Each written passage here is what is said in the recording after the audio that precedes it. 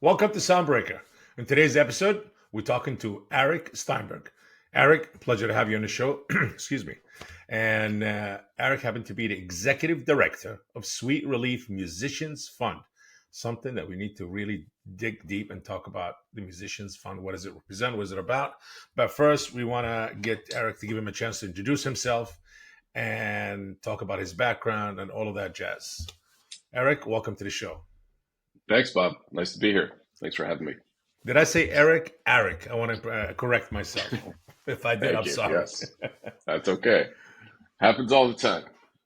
Please give us a bit about your background, and for our listeners who might not be familiar with you, and what do you do, and we'll dive into it after that. Sure. Okay. So, as you said, I'm the executive director of a small nonprofit based here in Southern California, although we do operate nationwide, called Sweet Relief Musicians Fund. We are now in our 31st year of operations, and I've been here for about half of that, about 15 years. And our mission is to provide financial assistance to career musicians and music industry professionals, is what we've termed the group of people that we can help. And that basically means professionals who are typically suffering from a financial crisis due to a medical issue.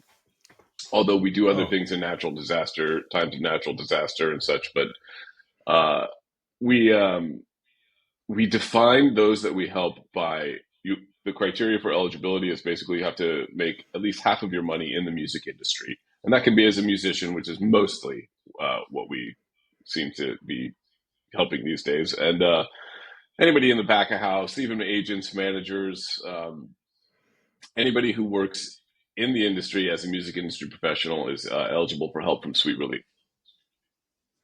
hmm. I like that. Like for veterans in the music business.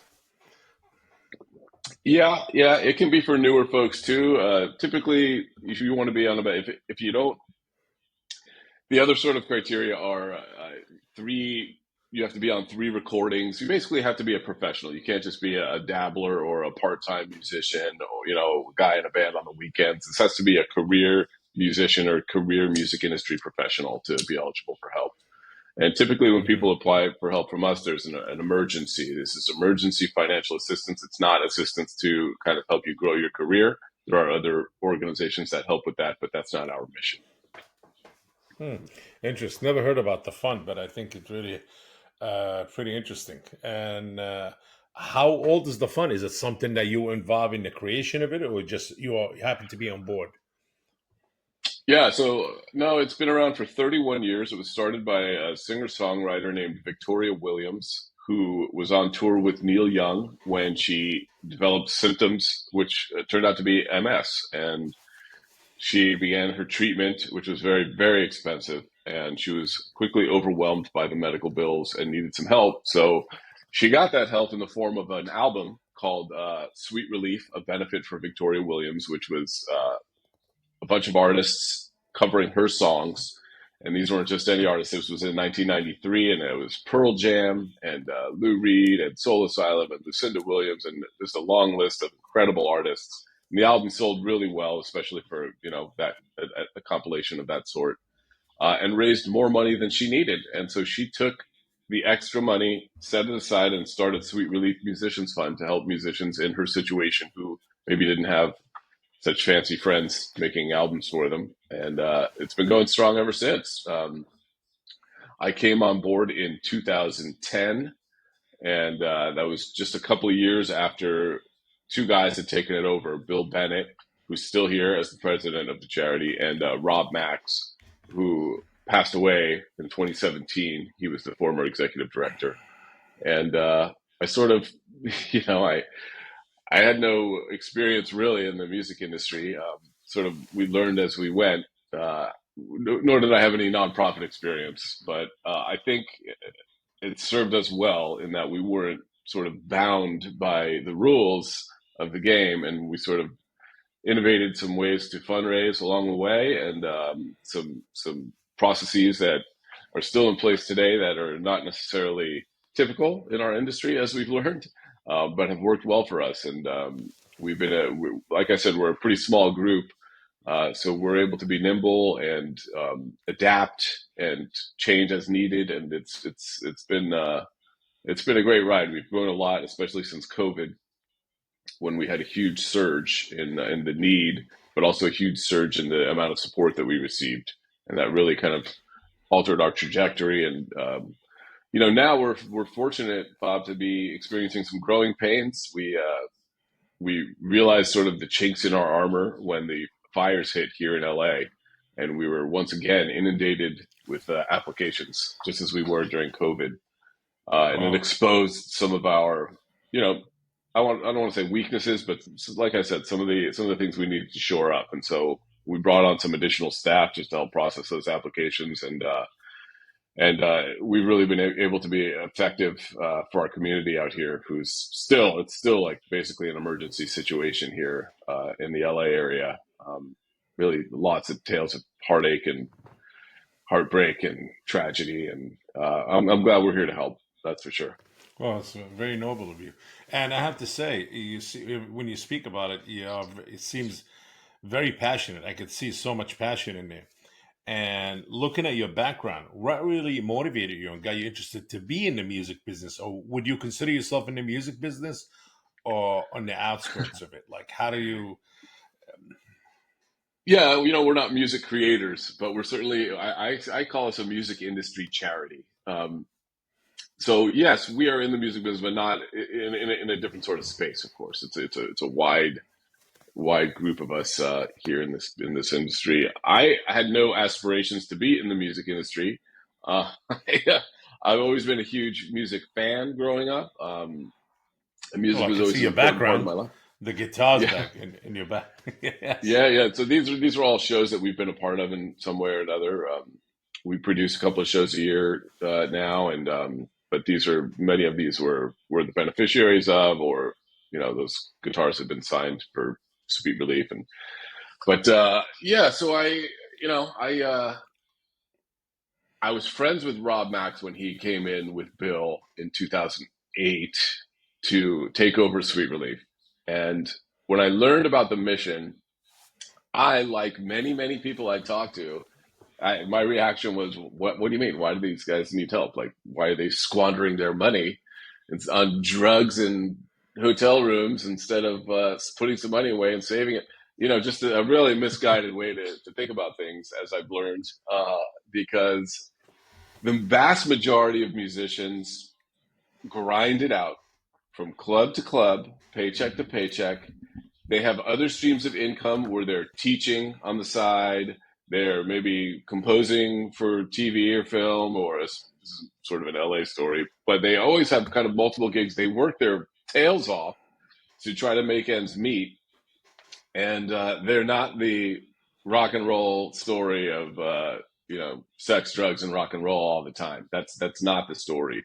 The story is these are a very talented group of people, and the sad fact is we don't treat our musicians or any of our artists and creative community very well here in this country. And so when I saw the need and I saw what Sweet Relief was doing to help, I absolutely fell in love with the mission, and I started hanging around the office, this tiny little office that we had in Huntington Beach, and Hmm. I helped out however I could. I was helping like write copy for the website. I was working on finding grant opportunities, and eventually I kind of carved out. They were like, okay, let's figure out how to pay this guy like one day a week, and then it was like 3 days a week, and then finally I accepted a position there, and we, like I said earlier, figured out some ways to fundraise that a lot of other people weren't doing yet, and we carved a little niche for ourselves doing these auctions with just simple ticket meet and greet packages. And I began to reintroduce Sweet Relief to some of the players in the community, in the music community, a lot of artist managers, and I was just cold calling and saying, "Hey, I'm Aric, Sweet Relief. We're trying to help the music community. Can you help us out?" And it grew and grew and grew, and today we've got a pretty smooth operation here, keeping the money coming in. It goes out as fast as it comes in, so it's always within, as with any nonprofit, but especially a grant making organization like ours, it's always a game Yeah. of keeping the funds coming in. Is the fund coming from private sector or from the government or both? You get grants, The government grants, or basically just private investors, or not investors, private donators. the vast amount, the vast majority of our funds come from the music community, the music industry, and that's all different players from musicians and their Hmm. teams. Organizations like Live Nation and StubHub Donate and huge. Uh, we have sponsorship deals with a lot of brands that are sort of music industry adjacent or want to be a part of it. Hmm. Private donations as well, especially when we do what we call designated artist funds, where we do these sort of GoFundMe style campaigns with an artist in need whose need is greater than a simple one time grant will solve. And they have a Hmm. community around them that we can tap into to raise a significant amount for them. Then we see a lot of private donations from the general public. Very interesting. Really interesting. I never heard of it, but I have to say I'm pretty intrigued, and not to be Yeah, sound ignorant, but absolutely. I mean, and it's especially right now what happened in LA. You guys got involved in that. I'm sure there's a lot of these thousands of homes that really got lost and people's life got shattered and destroyed. You guys were able to step in and fill in some of that gap. we have. With the help of a lot of partners. We were one of the beneficiaries for the Fire Aid shows that Irving Azoff spearheaded out here in LA. That was took place at the two venues concurrently. I don't know if you saw the show; it was an incredible lineup, but raised like $100 million. So we were able to distribute some of those funds to people who need it. And like I said, the Amazing. need is still ongoing, and it's really, I mean, unimaginable devastation. It's changed forever, and I'll be watching very closely and seeing how we can help with the rebuilding process. And how's the rebuilding process going right now? Well, there are a lot of people who are still displaced. The toxicity is still there, and if you didn't lose your home, some of them are not quite habitable yet. So, the bills mount when you are displaced and have nowhere to go. And I'll tell you that I don't want to get too negative here, but the most devastating stories. Yes, it's horrible to be displaced.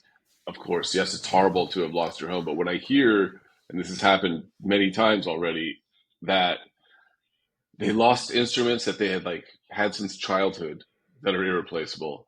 But when they lose their music Yes. that they've created and was not anywhere else, they didn't back it up on a drive. It Masters. was there, like You're talking about masters. gone. Yes, new music, unreleased music that was nowhere else and now is gone. That is just horrific. So we're encouraging everyone to get a drive, back it up, and you got to back it up. But yeah, so we're still seeing a lot of that, and we're doing our best to partner with other organizations to create a more of a complete solution than a one-time grant's going to solve. And it's a long road ahead for sure. Wow. I mean, amazing. Again, very noble. And kudos to you Thank you, guys, definitely. Yes. thank you. I mean, I know a lot of these people in LA, everybody is involved in the music business or in the entertainment industry, anyhow. And I'm sure there's a lot of studios.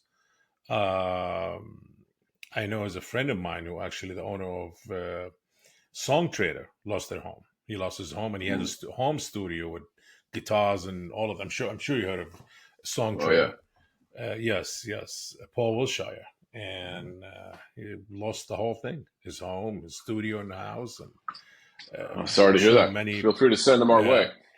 yeah, plaques, guitars, and he was a writer and a musician and a successful entrepreneur with Song Trader, very Yeah. successful brand and company, yeah. And but I'm sure a lot of his prized possessions and private is gone. He said it, just memories, just gone, Yep. vanished. Yeah. A Yes, and lifetime's that's worth. irreplaceable. Irreplaceable. Yeah. You know, Yep. all of Truly. these amazing, really amazing work. I commend you for that, my friend. And what other beside do you guys also help musician to kind of fund new project, or pretty much basically people who were in the music business and making, as you said, minimum at least 50%, that you're able to help them with previous musicians or so forth and all of that. But as far as new ideas, new comers to the music business? Do they come to the Sweet Relief, musicians fund for certain funding, or not really? They don't. They do ask us, but that's not part of our mission. No, we don't Got fund it. new projects. We're just like an emergency assistance organization. Yeah. And you guys, I'm sure you got your hands full right now, just because of what happened in Yeah. California. We always do, and now it's just like I said, we brought in additional staff, which we still have on just to help us process and get grants out. Um, it's like nothing Amazing. really I've ever seen aside from COVID. But I have to say, I mean, it's really good to know that the music business and the music industry care, and you guys being funded all this time by the music industry, or the majority of the funding comes in from the music industry. Yeah, we are a sort of a niche charity in the general public's eye. So we're fortunate that musicians we're the home team charity for musicians and the music industry. They so a lot of them have been helped by us already, and as their careers grow and they're able to donate more, they remember that. And then a lot of people still remember that album that came out. There have been several albums that have come out since then, but that original one, I hear a lot of people say like, "Oh yeah, I remember that. That was a great album," and it really was a special one. They actually did a record store re-release, I think, 2 years ago, Hmm. um, and so it kind of came back into consciousness again, and we just put out another couple of albums, and there's another one on the way with another amazing group. I encourage everyone to kind of go to our website and you can check out all the cool things that we have going on. But these albums that one of our board members, Sheldon Gomberg, produces for us are really special. They're coming out on Flatiron Records. We did one with a bunch of great artists covering Lowell George songs recently. And Hmm. there's another one coming out called Sweet Relief again. And you can see all the amazing artists if you go check them out on our website. Not to be plugging so much, but it's really, really cool for Hey, music that's why fans. you're here, because I like what you guys stand for, and that's why I wanted to invite you on the show to Soundbreaker and talk about it. Talk about what you guys do. It's pretty very noble, really, admirable of all of you to do this. I mean, I was going to ask you what really keeps you motivated and keep you going to work for such a nonprofit organization has such a positive impact on a lot of musicians, especially the ones who been out there. I don't want to say the word has been, but there were big rock stars, celebrities in the music industry or musicians, and experienced a massive hardship throughout their life, whatever the reason for. Do you guys step in and help them? You mean the more successful musicians? They Yes. typically don't Yeah. need our help. I mean, Well, our help comes in the if they form. had a bankrupt situation or they had tax issues and Right. Sure. I'm sure Absolutely. people We'd go help. through certain things in life that really take them to a different direction. Life take a spin sometime. For whatever it is, we cannot blame anybody. It happened. So do you guys Yeah. say, hey, you know what? We're not here to blame. We're here to help and lift you back up again. Yeah. So typically, like, there's a medical reason why somebody approaches Sweet Relief. Like, our charter is pretty much geared toward you've got a disease or an injury or mental health issue, and we will help pay for vital living expenses to help you get back on your feet. Uh, it's not typically, I've been devastated financially, I'm broke, and I need money. There's always a medical issue at the core of it, except in times of natural disaster. Then there's no medical requirement.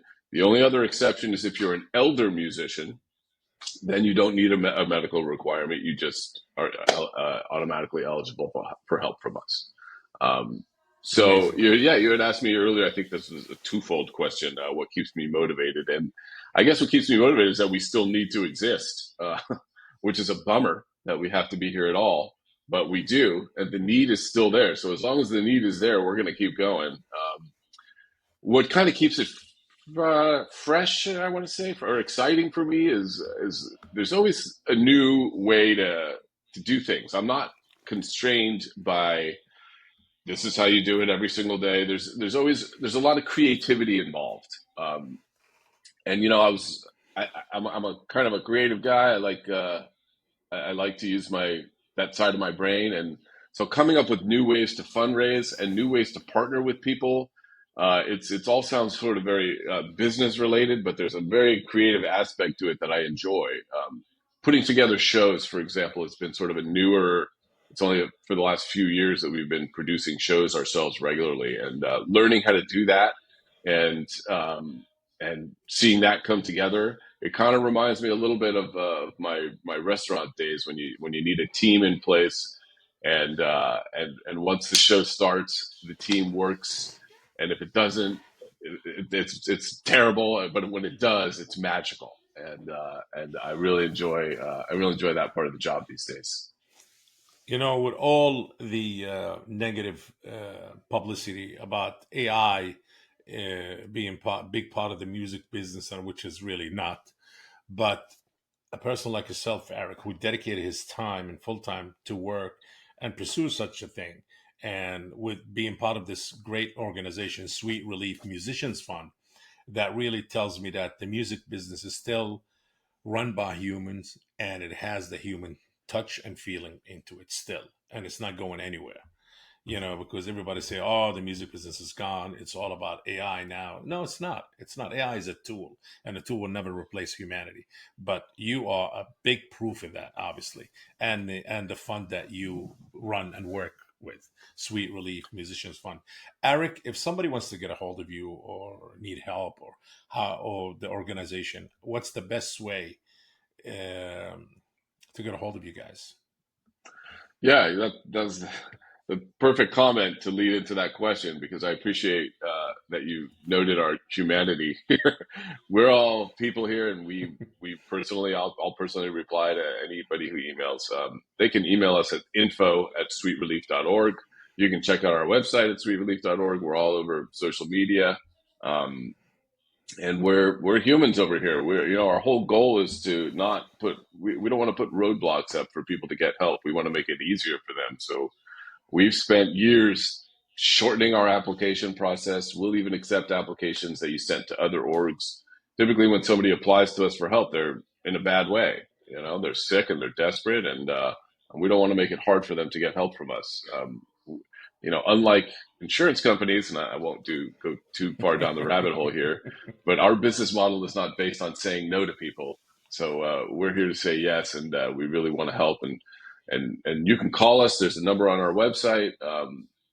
My cell number is in my email address, and one of us will reply to any inquiry that comes our way, no matter what way it comes. That is amazing, Aric.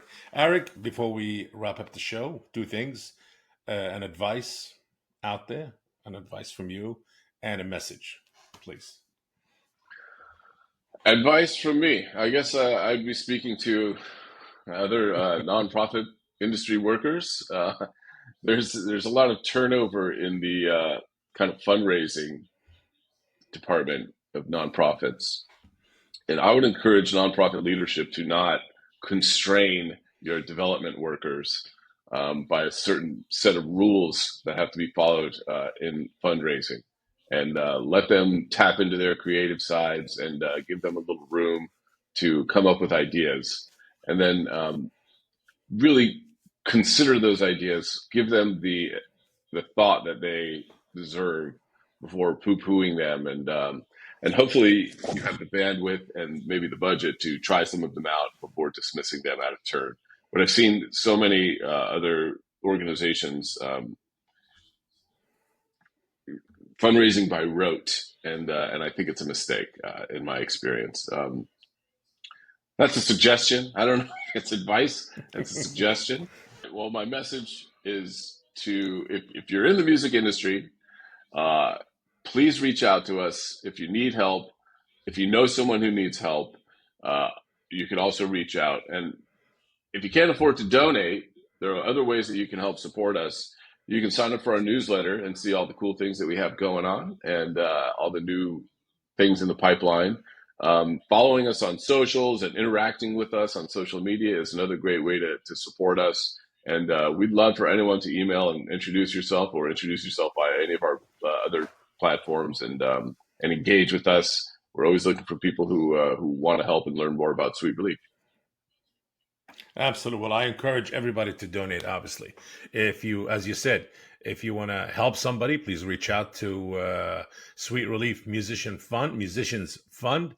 And I would say if you want to donate, please donate. Whatever it is, just donate, because an organization such as Sweet Relief Musician Funds keep the music business going. And it helps a lot of the musicians that contributed so much to our life, and music always bring unity and happiness. So some of the people that we know, they going through, they in stress or whatever it is, we don't want to talk about that, but if they need help, this is the place. So donating is really a positive thing you're doing. Doesn't have to be much. Whatever you can afford, I would say donate. Obviously, absolutely, that's what keeps the music business, it has that, still the human touch in it, which is music is all about passion and feeling. Well And said. emotions, obviously. Yes. Aric Steinberg, I want to thank you for joining us today on Soundbreaker. Again, Aric Steinberg from Sweet Relief Musicians Fund. It's really been great talking to you, my friend. Very interesting and insightful. And this concludes today's episode of Soundbreaker. Please make sure to follow us on social media and stay tuned for our next episode. Thanks a lot, Aric. Thank you, Bob. If you enjoyed today's episode, make sure to share the Soundbreaker podcast. And if you are joining us on YouTube, please like this video and subscribe to the channel. Until next time.